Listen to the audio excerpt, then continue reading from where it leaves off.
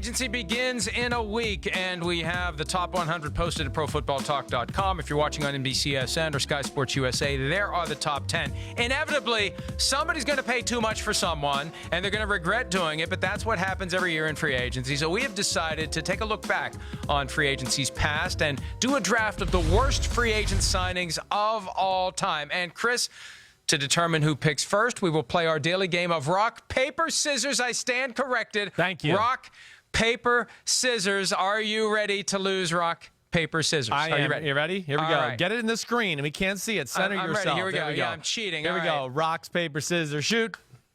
Yeah, good. Eat that. Okay. Damn it. I'm the All right, champ at this game. I'm going to dominate we haven't. you. We've yet to have to do it twice. Yeah, I know. You're right. We have had no ties. All right. My first pick, I didn't think I was going to go here, but I think I got to take Brock Osweiler as number one right off the bat. I think I'm going to go there, yeah.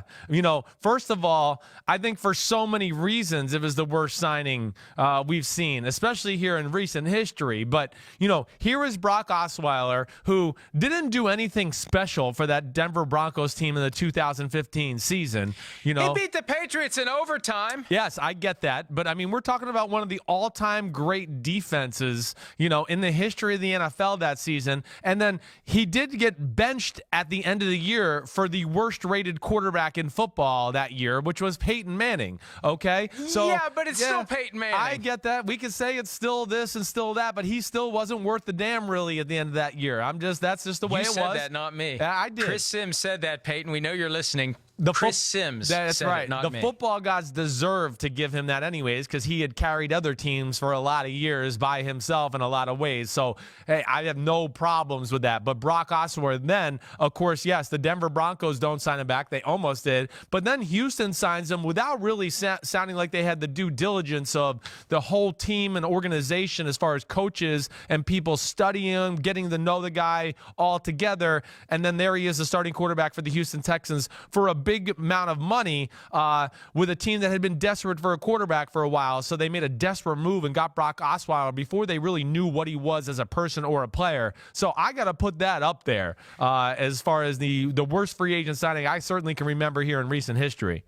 And, I'm not here to make your case even stronger, but we do need to mention that it ended after 1 year between Osweiler and the Texans, and the Texans had to give the Browns a second-round pick to take Osweiler's contract because the second-year salary of $16 million was fully guaranteed. I think it was $18 million fully guaranteed. Either way, second-round pick was necessary to get the Browns to take that contract off the books. It was a stunning trade when it happened, and Osweiler will be a free agent again this year. I have a feeling he will not be getting a 3-year, $48 million contract from anyone. He'll be lucky to get signed by anyone when he enters free agency. I was torn between Osweiler and another one.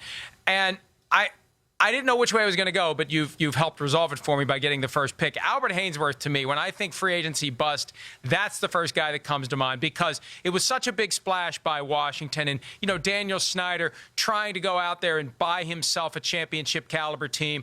And Haynesworth and defensive tackle, it's always been a dangerous position, defensive tackle and running back, because I think those guys work so hard for that brass ring. When they get it, they realize, man, it really hurts. Like I'm getting blocked by 2 and 3 guys. And, now that I got my money, I'm going to relax a little bit and I'm not going to kill myself the way I have throughout my career. And I think there's always a risk with great defensive tackles. That's what makes what Aaron Donald did this past year even more impressive because he continues to bring it every single play.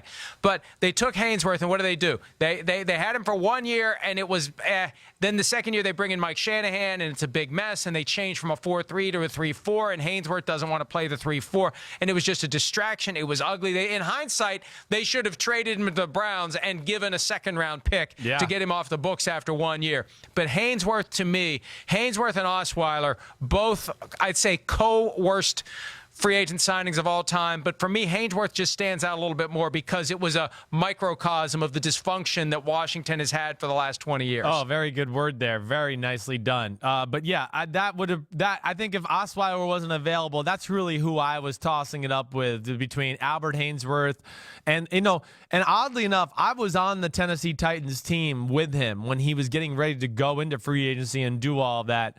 And there was all those rumors at that time, too, that, well, you can't pay him a big lump sum of money. He'll check out. And I kind of fought against that at the time. I wasn't sure that he would be that type of guy. I'm not saying he was like, the hardest worker on the team or anything like that, but I did think he loved football enough to where he would still give enough effort to somewhat justify that contract he got in Washington. But he obviously, checked it in. What do you want to say? Chris, this happens all the time. Yeah. We made this point about Landon Collins, right? Somebody is going to get this grossly wrong. If there's a team out there that will pay Landon Collins, the Giants safety, dramatically more than the Giants, who have had him in the system for 4 years, somebody is misevaluating Landon Collins. And with Albert Haynesworth, the Titans got it right, and Washington got it wrong. Yes, there's no doubt about that. And it was a disaster. And then, hey, he went to New England after that. Let's not forget that. And we thought, oh, well, New England will get him straight. And that didn't exactly work either. Okay, I think my next one, I'm going to go with Dante Culpepper, okay? The Dante Culpepper free agent signing from the Miami Dolphins, right? That one, okay? And I don't even... Hey, Chris, yes. Chris, I'm gonna, you know what? Since I like you, I'm going to do you a favor here and let you pick someone else because he was traded. He wasn't a free agent signing. That's good. Fine. Save me because I didn't know that. So that's good. I went off total memory there. So I can move on to my next one. That's no problem. Okay. My next one then will be, how about Adalius Thomas, right? Do you remember Adalius Thomas from the Baltimore Ravens? Thank you for saving me the Dante Culpepper thing. I totally forgot that. Either way, Adalius Thomas, at the time, and I believe this is the 2000, we're going into the 2007 season, right? He is looking at that as, oh my gosh, Adalius Thomas, this freak linebacker. He could play safety. He's so athletic type of thing for the Baltimore Ravens. And the New England Patriots signed him in the offseason after the 2006 season, and you thought, oh, wow, this is going to be some special marriage. And they paid him a lot of money, which was uncharacteristic of the New England Patriots, especially now and especially at that time. And you thought, wow, this is going to be the perfect marriage. Here it is. Bill Belichick's got this guy that's going to do all these different things, and he's going to dominate for this New England defense.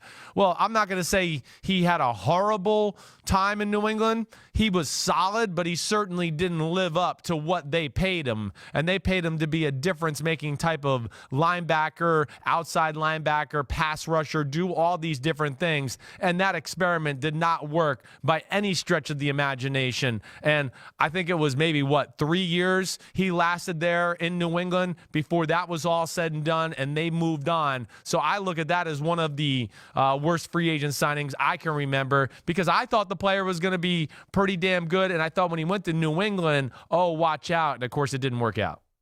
Well, and, we've given the Packers a hard time in the past because they rarely make a splash in free agency. The Patriots rarely pay market value in free agency. Adalius Thomas and Stephon Gilmore, really the only two guys where they've gone out and signed someone who was a stranger to the organization. Right. Because they're very concerned about the guys in the locker room, and when you're getting guys to buy into taking less, it's hard to make that fly if you're going to go out and pay big money to a guy who has never spent a single day as a member of the New England Patriots. It worked with Gilmore, and I agree with you, it didn't work with Adalius Thomas. There are plenty of others I can choose from. I'm not going to go Kirk Cousins. I know that you think that I will at some point. The jury is still out. For sure. The jury is still out. Maybe if we do this next year, Kirk Cousins will be on the list. That's all the incentive Kirk needs to prove me wrong yet again. I'm going to go with Elvis Gerbach because the Ravens had just won the Super Bowl after the 2000 season.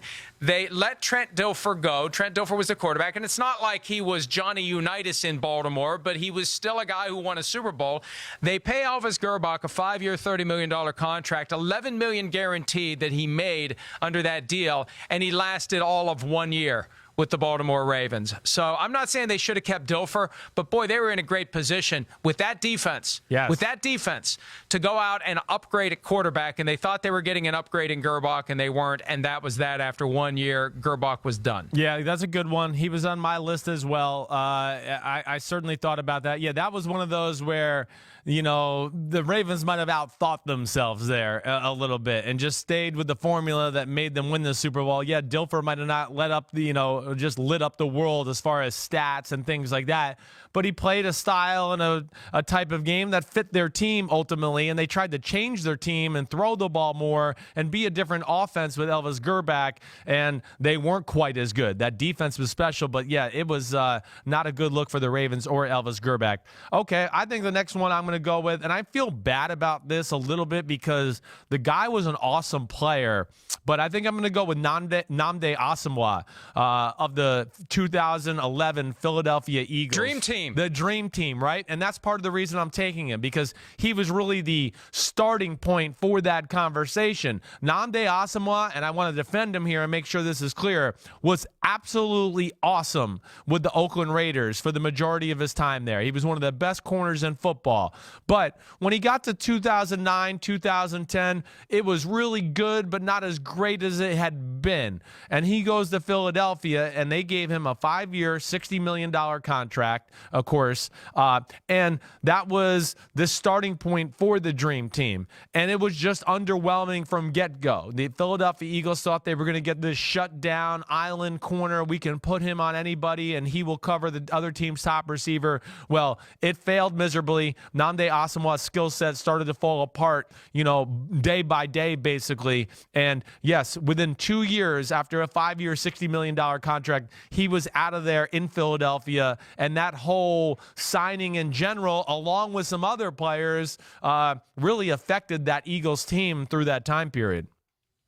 That's a good pick, and you're right. And it was your former Texas colleague Vince Young, who, when he was signed by the Eagles, that in that rush after the lockout ended and it was one player after another and they're loading the cannon, they're going to go for it. Young is the one who coined that dream team label, and it was anything but a dream for the Eagles in 2011. All right, I could go in a lot of different directions with this one, and here's what I'm going to do. I'm going to do a combo for the last pick. Okay. I'm going to go Neil O'Donnell and Larry Brown because they were connected in Super Bowl 30. They both became free agents after Super Bowl 30. Larry Brown was the MVP because he picked off Neil O'Donnell twice. And on one of them, it was like O'Donnell was deliberately throwing the ball to Larry Brown. The receiver messed up. Right. Yeah. Well, right. On one of them. But still, right. But O'Donnell goes to the Jets after that game and is a disaster. He was going to be their next Joe Namath, and he was anything but.